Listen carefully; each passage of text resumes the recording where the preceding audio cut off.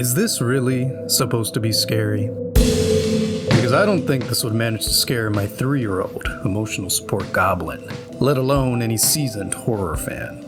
There's something interesting happening to the indie horror game scene, which I struggle to even call it that in good conscience anymore. Because to me, it seems like horror devs are forgetting to include the most important element of the horror gaming scene in their games, that being good horror.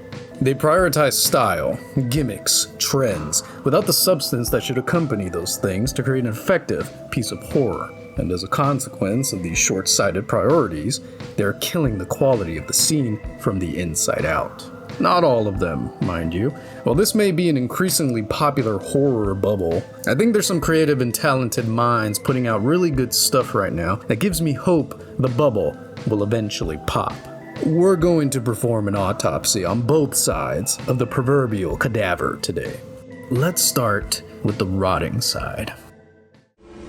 Warning, viewer discretion is advised. Overwhelming and so every mistake, every misdirection, every distraction you've entertained, I fixed it all! Why do you insist on defying me?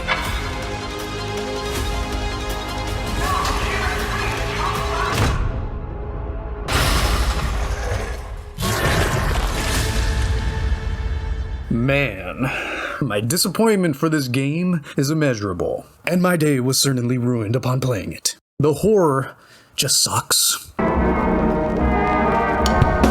game has a severe lack of tension, making the interesting choice to have a Stanley Parable-esque narrator constantly talking over many of the horror sequences. Caleb, please, no, not there. This isn't where we need to go. Why don't we go back up the stairs, back to all the fun? Have we not learned our lesson yet? This game gives Chrysol a run for its money when it comes to constant dialogue that is out of place and completely erodes all the tension you could be feeling from the horror. If you don't know about the heckin' wholesome fun that is Chrysol, I made a whole video on it framed around the larger issue of modern games not letting their atmospheres breathe by bombarding you with constant dialogue. And I'm sad to report, this is yet another horror game who has not learned their lesson. Having so much fun shooting hoops in the McDonald's play place. All right. I believe you do need to shoot those foam cubes into that great big funnel. If I look like a retard, just say it to my face, you asshole. By the way, in this same video, I also talked about Atomic Heart's issue of constant corny dialogue where it doesn't belong, and how the publisher was also involved in making Ill, a really cool horror game I've been looking forward to for a long time. And I really wish I was wrong more often. Die, bastard. And you're tough. Surprisingly lively for someone who just came out of a coma. If you want to survive, you gotta hustle. Because the parody I made of Ill in that video is looking like it's gonna be pretty close to reality. Man, I really gotta get some more serious firepower. Ah, you fucker! Whoa guys, who forgot to invite me to the orgy? Oh, it's about to get real wrenchy in here. What the? So wait a second, let me get this straight. I'm in a type of exclusion zone, and zombies, military intervention, and what the fuck is going on, man? Oh, crispy critters, what the hell?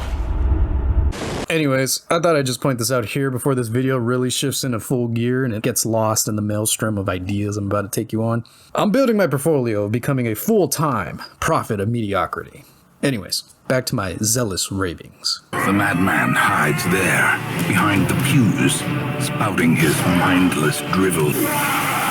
Unlike Chrysol, I think the narrator in Subliminal is well acted and has competent dialogue and writing.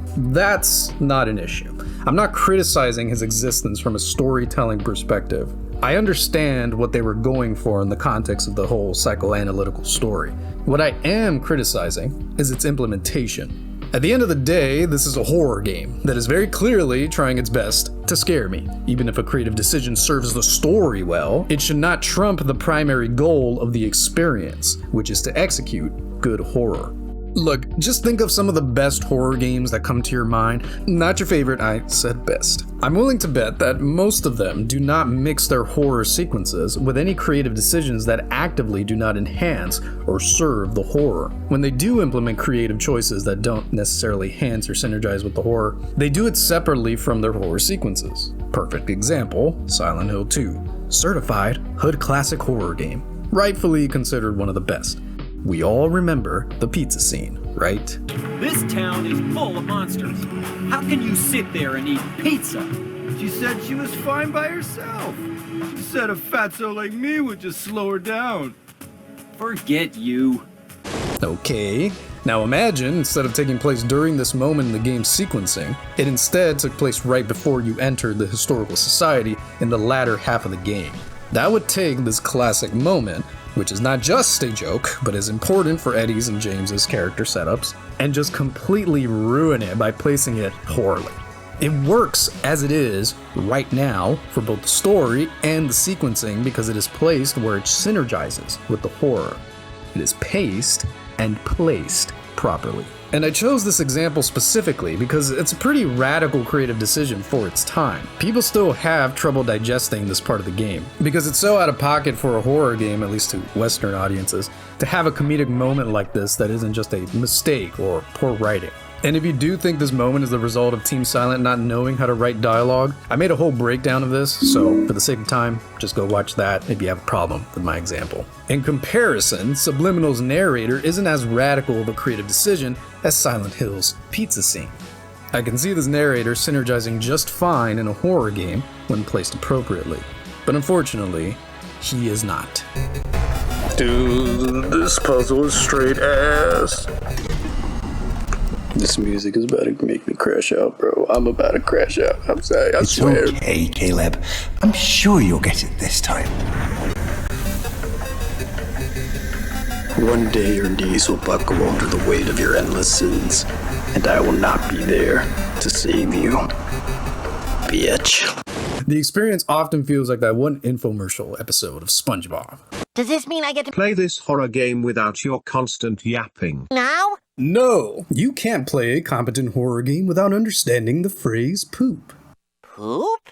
Once you understand poop, you'll understand your place in this game. But what does poop mean?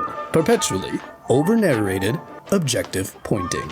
I don't trust you for a second, you crayon-munching gamer, to understand the most basic of tasks, let alone one so important such as my highbrow viral horror game. So, no.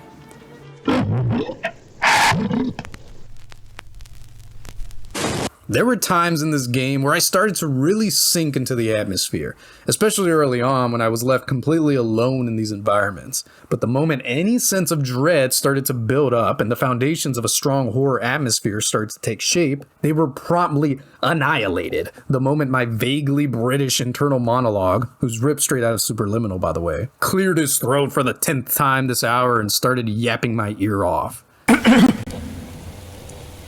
I see you've managed to find a rather gloomy corner in this otherwise joy-filled memory. Please immediately disregard whatever feelings cause you to seek this out. I see you've centered your attention on our childhood basement.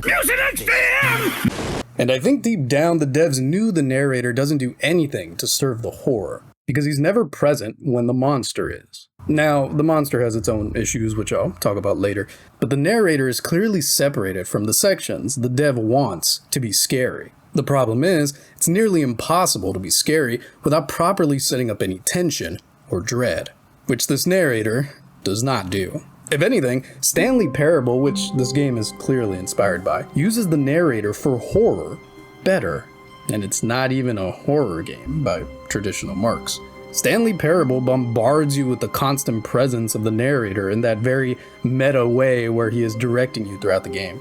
And in these moments, the game isn't scary. It has other things going for it, but horror is not one of them. But when the narrator is gone, that's when it starts to get uncomfortable. This guy is seemingly omniscient at first and is comically committed to monitoring and directing you. But when you're able to separate from him, that constant meta and witty dialogue is replaced with almost complete silence. And it feels unnatural and weird. The devs knew this, because in the definitive version, they exploit this to create one of the coolest subversive horror experiences I've ever had in a game. If you know, you know. Anyways, Subliminal's devs don't have the same understanding and control over the creative decisions they're implementing. They even opt to use the voice to jump scare you, which is just such a baffling decision. What are you doing? I'm sorry. I'm not going to be critically looking at Subliminal's story for this video, because honestly, I just don't give a shit enough to really analyze it. So for the sake of argument, I will grant this narrator might be necessary to tell this story well. But the same could be said for many other creative decisions the devs could have gone with, but would not have been wise choices. Imagine this narrator was like a companion that followed you around the game the entire time, but talked exactly as frequently with pretty much the exact same dialogue. It could work for the story, but I think we would all agree that would ruin the horror. But that's not the only creative decision that detracts from the horror in this game. Oh no. These fucking puzzles, man. I'm gonna do my best and not let my hatred for phoned-in puzzles dictate how hard I go on these. I think puzzles are a powerful tool for horror games because they can help set up atmosphere. They can disturb you by making you do things you're uncomfortable doing. And most of all, they can set up expectations to then subvert them. Hello friends, good morning. Please subscribe. And the truly great puzzles of this genre do this all at once. The reasons puzzles work in horror games are not the same reasons why puzzles work in non-horror games. Subliminal does not understand that. The puzzles in this game range from pointless and just here to give me something to do, all the way to downright frustrating.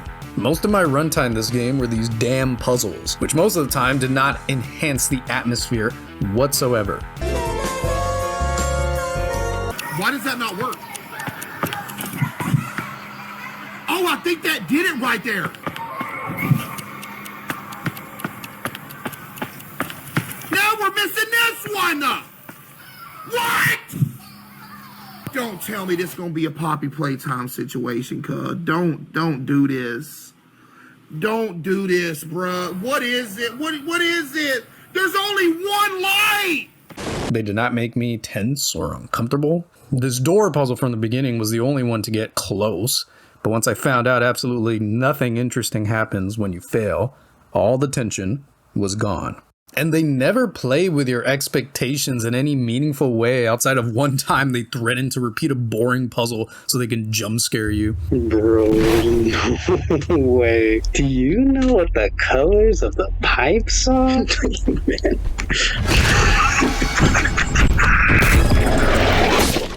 And this is them at their best, because at their worst, they're just frustrating. And if there's one antidote to fear that works every single time, it's anger.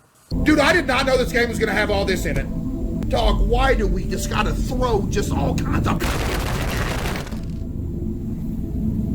Just let me be scared! So if you're going to put puzzles in your horror game, you need to ask yourself these very basic but important questions. First and foremost, bare minimum, is the puzzle fulfilling and intuitive? I can't believe I have to say that. There's plenty of study material on how to make good puzzles. Please, can you study up a little bit? Second, does the experience of the puzzle contribute meaningfully to the horror atmosphere you're constructing in your game? In other words, is the puzzle a vehicle for horror, or is the experience equivalent to finishing a crossword puzzle in your living room?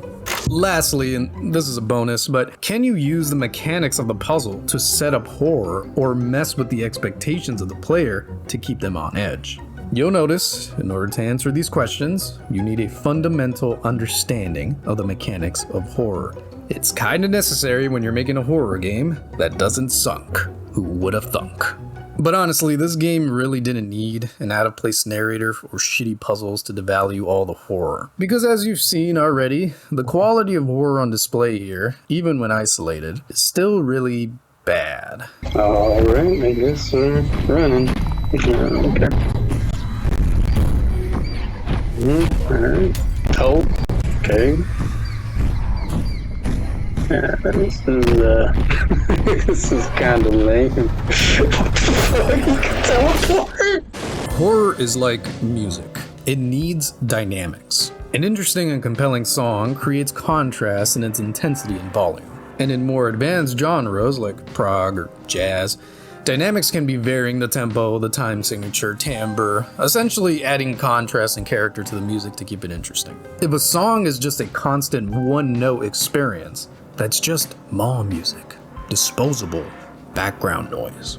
And that's exactly what it felt like playing through Subliminal. This game just spams verse, chorus over and over again. The verse being the tedious puzzles, and the chorus being the homogenized scripted chase sequences that have permeated bottom-of-the-barrel horror games like Poppy Playtime. We'll talk about that monstrosity of a subgenre in a bit, but you really can't expect the player to be frightened when you are this painfully predictable. A lot of horror really comes down to bluffing the player. I'm gonna spook you. I'm gonna give you a real frighten. I'm just kidding. Or am I? It's a game of reads and tells. That's why you need dynamics in your horror. If the player knows exactly what's going to happen, when and how you're going to attempt to scare them, it's not going to work. And by God, do the scares not work in this game because of how painfully predictable and monotonous they are. Please flip the shoot power switch and position yourself directly above the large red dot. Dude, the E key actually does nothing. It does nothing but take it off.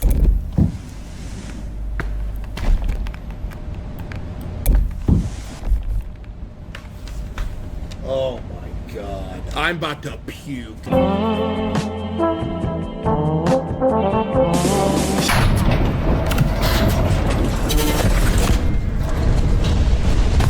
This game really looks you dead in the eye after being a total nuisance to your sanity and patience and asks you, are you scared yet? You just had me do another tedious puzzle after about 5 of them in the span of an hour, and it's now you decide to try and scare me? That's like trying to bang me after you rage bait me, bro. I'm not in the mood. And even if I was in the mood, this dweebus isn't gonna do it for me. This generic, creepy, smiling monster design is literally just Domo but stretched horizontally. Like, come on, man, was this the best you could do? Listen, smiling horror designs can work, but they are ridiculously overplayed as of late and lazily implemented. But it's trendy, so throw it in, I guess. You know what's crazy? It genuinely would have been less work for the dev team if they just cut all the trendy bullshit design decisions of this game and just let me exist in these fever dream liminal environments. Isn't that the whole point of the game? Just make them unsettling with a strong atmosphere, or create gameplay that enhances the horror, not devalues it. The game probably would have come out sooner too. Sorry to interrupt, but I'm feeling a disturbance in the audience. Alright, get it out of your system. Okay, buddy, why are you bullying my beloved Totally Not a Backrooms game? Also, you better leave Totally Not Grey Huggy Wuggy alone. He's an adorable puppet and I will not tolerate this slander. Also, even if it's true the quality of horror is not the best, this is just one game. How can it possibly mean all indie games are not scary anymore, numbnuts? Sure, on the surface, this is true, but it's a bit of a meaningless statement if you look at it critically. First of all, no piece of media can truly represent the value of all adjacent media. That's a flawed framing and a misunderstanding of artistic trends and influence. If I were to look at every single indie horror game in all of existence in the past 5 years, we'd be here forever. I picked Subliminal as the center of my critique because it is unique in 2 ways. One, it was shaping up to be the poster boy for liminal horror games because of how much traction and hype it garnered, for better or for worse. And 2, Subliminal is a reflection of the modern indie horror game scene. It borrows so many modern indie horror trends and slaps them onto a shallow foundation. I guarantee you if the scene was in a different climate, this game would have come out a lot differently. This game is the current climate of the scene, and this scene has a slop problem.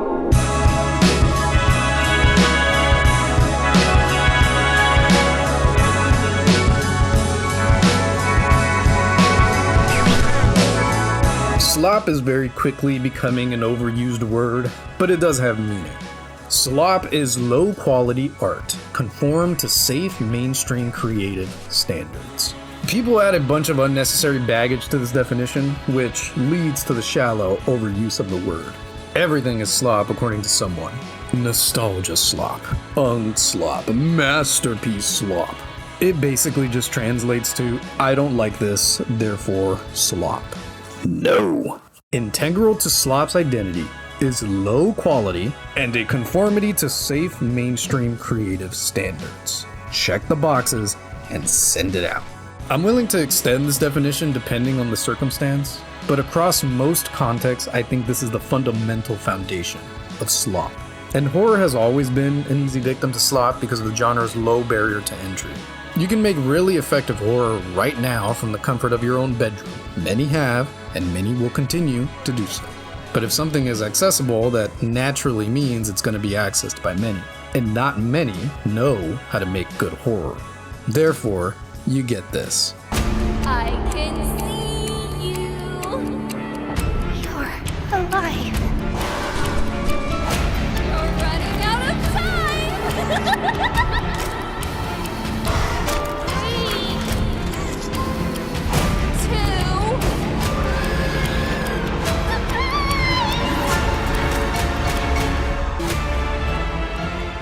Functional, digestible, and entirely hollow.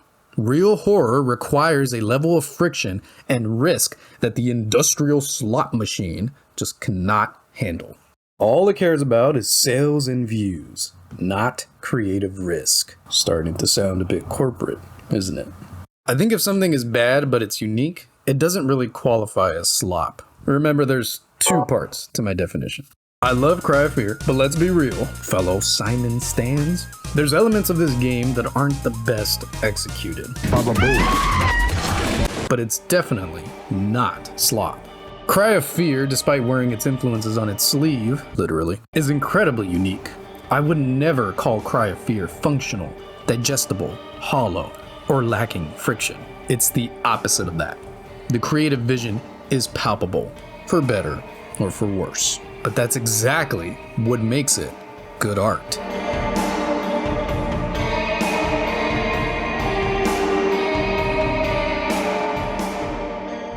So if you're an indie horror dev watching this, I really don't want you to get the impression that there's this impossibly high standard to reach. Not everything will be or has to be the highest quality, but it just can't be safe. Horror is fundamentally not a safe genre. You need to push past the mainstream, lest it devour you, your identity, and your soul. Why does Subliminal feel like mascot horror, even though for most of its experience, it really isn't technically mascot horror? That's because mascot horror as a genre is not about the subject matter. It's not about the parameters of being centered around mascot-like characters. It's not about the themes the genre is interested in examining. It may have started off that way, but it quickly devolved into a generic mechanical execution and style of horror, marketed towards the most casual of horror audiences. Shitty puzzle, scripted chase sequence with a cartoonish monster, shitty jump scares that are unearned and not set up well, another scripted chase sequence with previously mentioned gremlin, rinse and repeat, with very little substance in between. The only redeeming factor of many of these games are the creative themes / art styles which they shallowly wear. Subliminal really pisses me off in particular, because liminality is something I've really cared about ever since I was a child.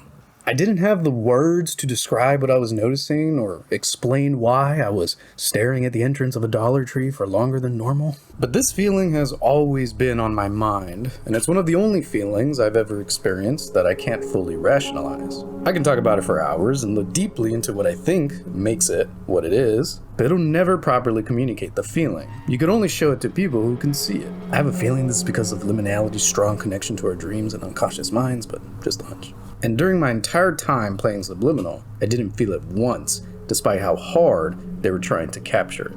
The trend got so big that it has turned the concept into a generic slush of a genre. It's baffling to me how mainstream this genre of horror has remained despite the awful quality of horror. It's to the point now that its shitty generic structure is influencing other games that don't really fit the parameters of the genre, like Subliminal. It's become a corruptive trend like a virus, and I think it's primarily because of its complacent audience. They accept mediocrity. Actually, no. They support mediocrity and ensure its success as well as its continuation. Obviously, not all prepubescent gamers and content creators are complacent to the mediocre or downright awful quality of these games, but many are, which is why these games have remained in the mainstream for so long. There's a reason why Poppy Playtime is more popular than Darkwood or Signalis, and it has little to do with the quality of what the devs are doing. What's ironic to me is that most mascot horror fans probably hate the idea of generative AI being used in their art. And rightfully so. AI by design is the amalgamation of mainstream thought on a subject. What you feed it is what it'll spit out. It will play things safe. It will give you what it thinks you want to see. And what it thinks you want to see is homogenized, cookie cutter, safe, slop. You're wallowing in a hell of your own design. The current cultural and technological climate surrounding art is not going to help the slop problem. You as the creative have to choose the path of slop or creativity. And likewise, you the audience have to pick your path wisely. Because what you consume and support is what will continue to be produced. You get what you deserve, and you deserve what you get. The slop problem is just the first half of the shit sandwich that is the current state of the mainstream indie horror scene. The rotten jelly to this sloppy peanut butter sandwich are the many consequences of the internet's influence on the indie horror game scene. And honestly, I think this half of the problem has such a simple but chimerical solution. Stop supporting the slop, and it'll go away. But the indie horror scene just cannot bring itself to do this, because at the withering heart of this scene is a peer pressure problem. What do I mean by this? Okay. Did you ever have the misfortune of being a child in the late 90s or early 2000s and having yo-yo fever sweep across your school? And like overnight, the whole fucking school was swinging balls every which way, whether it be one or twain? And if you didn't have a yo-yo to swing, guess what, Buddy Rich? You were officially a little bitch. I don't know why I'm rhyming in this section. I think I'm getting flashbacks to that stupid-ass Omega commercial. Automatically. Yo, yo! Wanna lick the tricks, the Omega Raiders your pick. Yo, yo! With walk it, flick it, trick it! Don't just yo like a pro! Yo, Omega! Anyways, after about a month or so, the yo-yos just kind of disappeared. And if you were still playing with one, you were the lame one now. This is basically how so-called horror fans and creators treat their own beloved genre. They pump and they dump it. Make it dress up in different outfits to appease their current fixations, and then when it no longer appeases them, they just throw it back into the back alley dumpster like a used up and abused blow-up whore. Troll tutorial: how to be a good horror fan. Step 1. Jump on a new trend. Step 2. Beat it to death. Step 3. Say the trend is washed. Step 4. Dismiss most creative works that touch the trend regardless of quality. Step 5. Repeat. It happened with ARGs, it happened with analog horror, then mascot horror, and now liminal spaces. And guess what's next? Probably body cam games. I don't know, I'm keeping up with this shit. The slop problem has always been a thing, and it's pretty manageable and self-governable. But this problem is a new age internet problem. The success of FNAF really was a paradigm shift for this scene. And I liked the first FNAF game, and I still do. For all its shortcomings that the series would never overcome, the first FNAF had strong atmosphere. It was an innovative and creative approach to solving a problem the dev was faced with. And it had a unique approach to horror storytelling for the time. The first FNAF, in complete isolation from the fandom and what the series would later become, is good horror.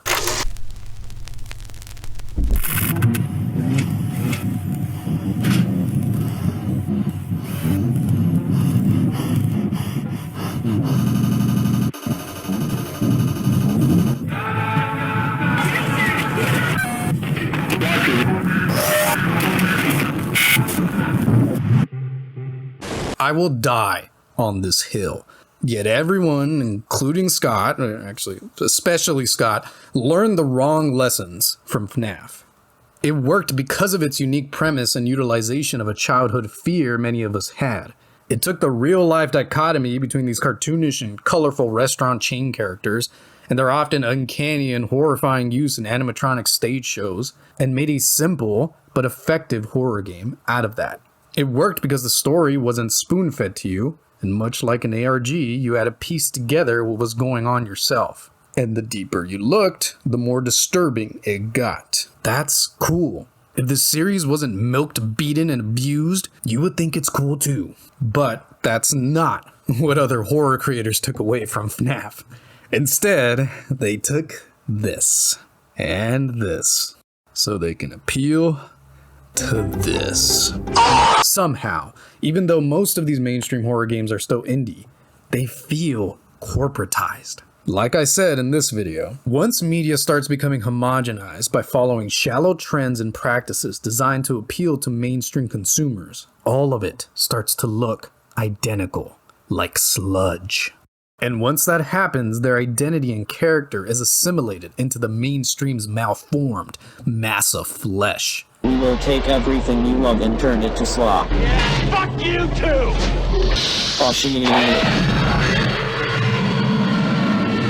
It happened to FNAF, it happened to all these shitty mascot horror games, and now it has happened to Subliminal.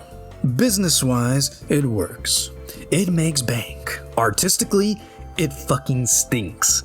Subliminal is the first real awakening, I hope. I also recently saw the mascot horror fans are finally turning on Poppy Playtime. Thank God.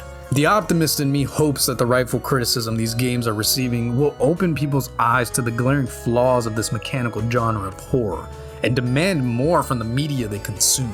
We all can see there was potential for something greater here. Why not advocate for that potential to be realized?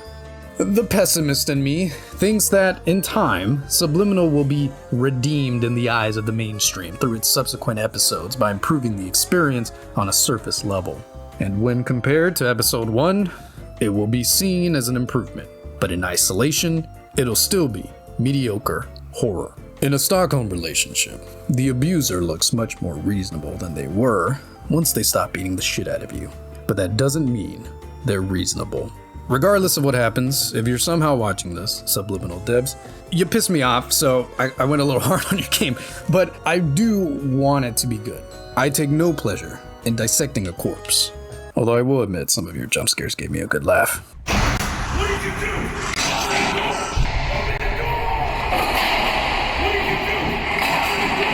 You burned my house to the ground! My family's dead! What do I do? I'm gonna find you, motherfucker. I'm gonna... But beyond having a laugh, I would rather your game be good horror and good art. There's clearly so many talented artists on your team that are making these environments look so good and well done. I want your game to live beyond fleeting trends and live up to its potential as an amazing piece of horror. I implores you, please study the genre of horror to your fullest, especially outside of gaming and internet trends. Look at what made the greats work. How people have innovated and translated the conventions of horror into different mediums and modern fascinations such as liminality. Please and thank you. Disclaimer. I have to get a bit of a caveat on my criticism of Subliminal here, because I have no clue if the version of Subliminal I played is the same one you've played.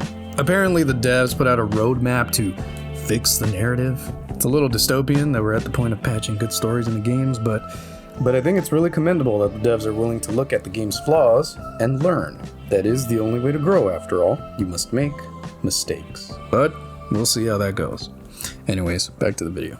Alright, so it's easy to look at this train wreck as well as other related train wrecks that came before it and adopt a cynical viewpoint on the whole thing. But buried deep under this valley of slop, sparkles ye diamonds in the rough. I promised at the beginning of this video that I'd show both sides of this rotting scene, and I really don't like when YouTube videos just bitch and moan about something ad infinitum. I think if you're going to be critical, you should uplift and support media that meet your standards. So, I want to use one up-and-coming horror game to illustrate how a horror creator can do it right. Let's take a look at a little game called Perceptum. Were you guys ever freaked out by mirrors when you were a kid? I remember my childhood home having a bathroom that inexplicably had a basement latch door right across from the toilet. It was pretty cursed. to say the least. It was bad enough having to take a dump, keeping direct eye contact with the family cellar demon, but once I had to go wash my hands, it became a whole different type of horror. This mirror was a one-way ticket to the scariest horror movie on the planet, starring 6-year-old me. There's something very unnatural about looking at a real-time frame of yourself perfectly centered in the mirror, which makes you feel this impending dread, like a shot from a horror movie setting up a scare. You feel like something bad is bound to happen soon. And with the cellar to hell out of immediate view, I always felt like some foul creature was going to try and sneak up on me. Well, the fine folks at Duck Reaction had the ingenious idea to take that concept and shape their entire horror game around it.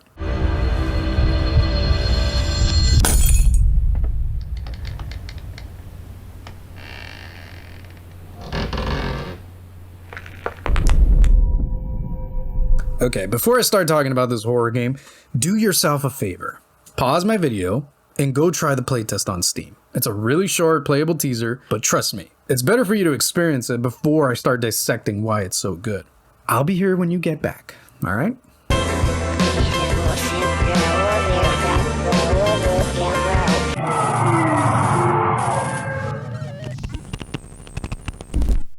That was pretty cool, huh? Told you so. This has got to be one of the most innovative set of horror mechanics I have seen recently in a horror game. And when I say innovative, I don't mean unique. Yes, this mechanic is unique, but a unique mechanic, even when done well, is useless in a horror game if it doesn't actively serve a goal or solve a problem. What makes this innovative is that the uniqueness of the mechanic finds a new way to serve the atmosphere, to take the player off guard, and most importantly, to set up the horror perfectly. Remember why Subliminal's puzzles sucked? They were not fulfilling to learn, they did not fit the atmosphere, and they detracted from the horror. That is not the case with Perceptum. This is by far my favorite moment in the playtest. You are given a mirror and the ability to close your eyes and focus on your surroundings. Both mechanics reveal information you otherwise don't have access to, but this comes with a price. Closing your eyes reveals sounds in your environment, but you obviously can't see where those sounds are coming from.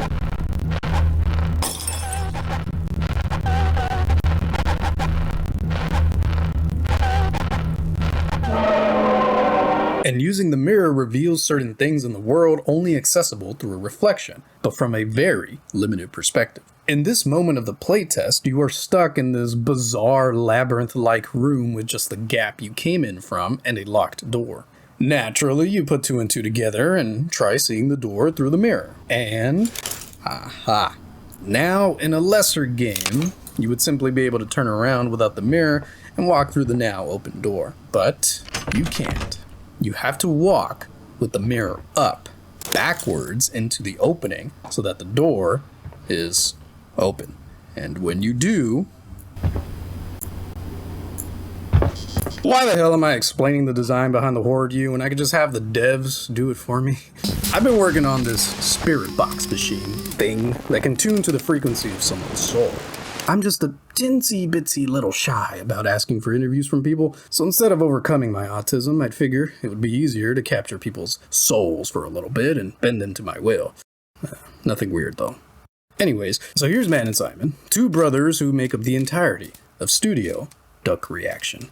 Hello, I'm Matt. I'm a game developer and co-founder at Duck Reaction. I'm working on Perceptum, but I'm also the first playtester of Perceptum because Simon is the main developer. Yeah, the main developer of Perceptum. Hi, I am Simon, and I'm working on Perceptum, and I hope you will enjoy it. And I'm also a horror big fan, so yes. And they're going to tell you a little bit about how exactly they made this playtest so damn scary. Yeah, when we discuss with Matt about the game design of the game, we always discuss about tension. Like, we need tension between things. Like, you need mirror, like Matt said, you need mirror, but mirrors is scary. You need to closing your eyes, but it's scary. So it's create tension with your choice. If you don't know where it is, and you have to always use your mirror like this, yeah, you're always like, maybe something is behind me, maybe something is behind me, maybe something is behind me, but nothing in like 80% time. I think that's a very, very, very important thing in horror. You have to play with imagination. So sounds, so something that appear in the corner, but maybe not, you don't know.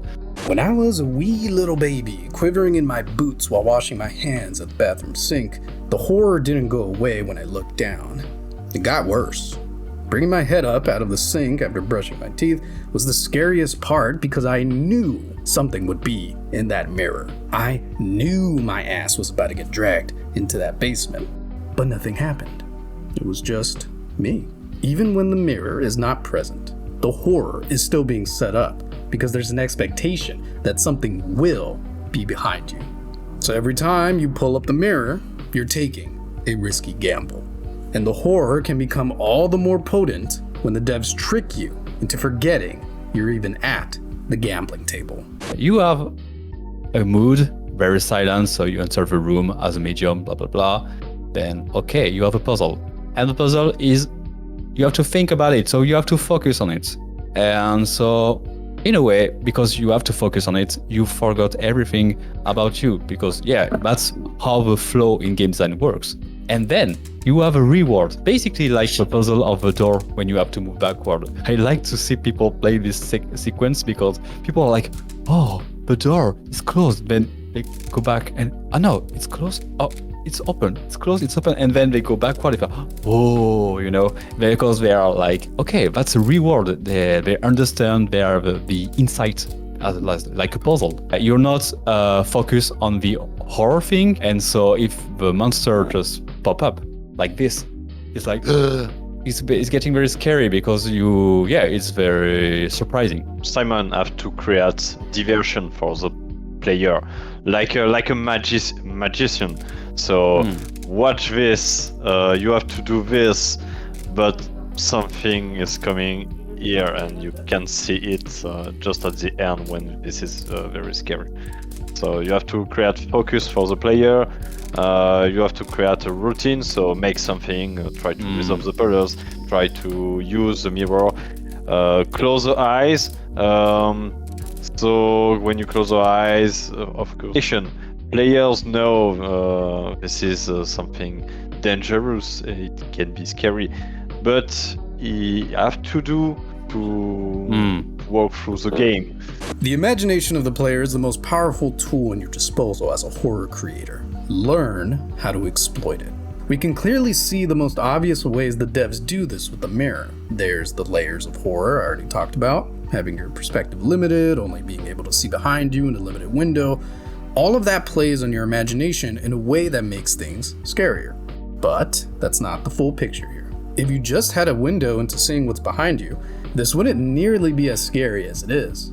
There's a couple reasons why. Firstly, the way the mirror is framed matters a lot.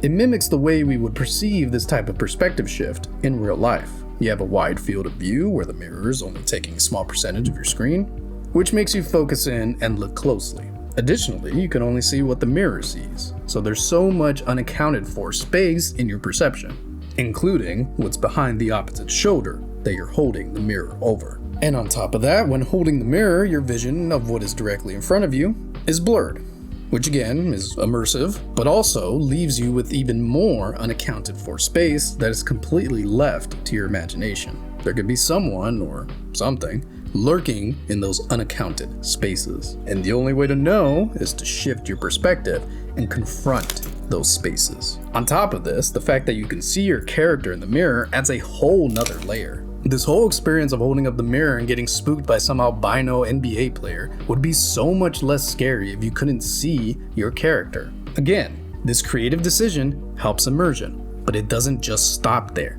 Humans have a tendency to spread fear. If one person looks like they're scared shitless, it's easy for others to follow suit. And I think it would especially apply if your own reflection looks like it's scared shitless. Unfortunately, that's not quite the case with Perceptum's protagonist. She honestly looks pretty unfazed by most of the paranormal shenanigans happening around her, which might work for the story since she's a seasoned medium, but I don't think it helps the horror necessarily. I think it would be a cool creative direction to play with her expressions throughout the runtime. So maybe she does start off unfazed by the spirit's attacks on her. But once it starts escalating, she might dart her eyes back and forth when the mirror is up. Watch the fear set into her eyes. When something particularly gnarly happens, maybe her breathing picks up, and once it's over, she tries to steady her breath. There's a lot of things you can do here, and it can be easy to go overboard with this stuff, but I think taking a subtle approach can be really impactful here, and can really set up some cool, subverted expectations. If I'm expecting to see my character's reflection every single time the mirror comes up, let's just say there's a really juicy opportunity there for the devs to subvert that in some pretty horrifying ways. But I trust these devs. I think they have a strong grasp on the mechanics of horror, and they understand how to play to their strengths. You can create cinematic, you can create many things with a big studio, but I think in horror that's less than the player imagination. So you have to play with this because it's very economic. Also, if you talk about economic stuff, but also that's very powerful. I really like doing this segment of the video, and I wish I had more time to showcase more really cool indie horror games, but here are some rapid fire recommendations from the last 5 years that I really liked.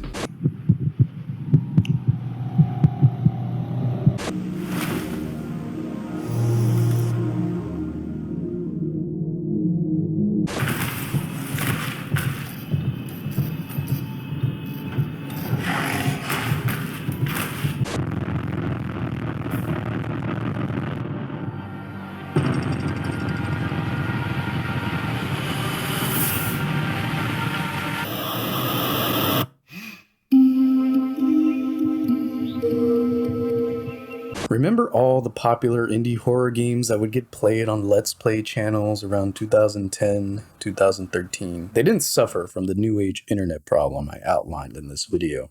Sure, they still suffered from a low effort volume problem, but they at least felt unique and like genuine creative expression, not like the assimilated flesh of the thing. I miss when indie games just felt like the genuine creation of one or a handful of people not influenced by these fleeting and shallow mainstream trends, or trying to make a quick buck off their slop. The internet has been a double-edged sword for this scene, soaring it to new highs and dragging it down to the deepest of lows. I suppose that's what the internet does to most things, eh? I miss the time when digging into an indie game felt like a sharing of art between you and the dev. Reading the heartfelt messages the devs would include before the game started. Giving you instructions on little gaming rituals to get you in the mood of the game. Some would even put out their games completely free, like Yume and Cry of Fear. None of that has gone away, per se, but it is certainly drowned out by all the other noise present in the scene. A scene defined by its innovative and trailblazing developers, feeling more and more like corporate slop with each passing year. This is another reason why I really wanted to highlight Perceptum. Everything about it feels like the golden era of indie horror games. Creative, authentic vision. No PR, corpo speak bullshit. These guys have a Discord where they hang out with their fans and always respond to comments of people who came in and love the playtest or have feedback. This is the scene I want to fight for, not this. I know what you guys really clicked on this video for. You wanted to hear someone shit all over bad horror games. I hope I met that appetite of yours. But since you're still watching, I hope you can see that I don't want this scene to wither and perish, because if it continues in the same direction, it eventually will. I want the scene to be successful by uplifting creative visions and showcasing excellent horror, not by chasing trends. The current indie horror movie scene is in a bit of a renaissance at the moment. It has its own problems, sure, but it's not a bubble. Yet. It's a place where creatives are flourishing and executing horror in some really great ways at the moment, and these quality works are being supported in record-breaking numbers. I wish the same fate on the indie horror game scene. I don't think there's a shortage of creatives out there who can make it happen. The question is, will you, the player, let change happen? Or will you let things stay the same and wither away in recursive stagnation? I think it's terribly dangerous for an artist to fulfill other people's expectations. I think they generally produce their worst work when they do that. And if the other thing I would say is that if you feel safe in the area that you're working in, you're not working in the right area. Always go a little further into the water than you feel you're capable of being in. Go a little bit out of your depth. And when you don't feel that your feet are quite touching the bottom, you're just about in the right place to do something exciting. Game devs are artists. Go and make art.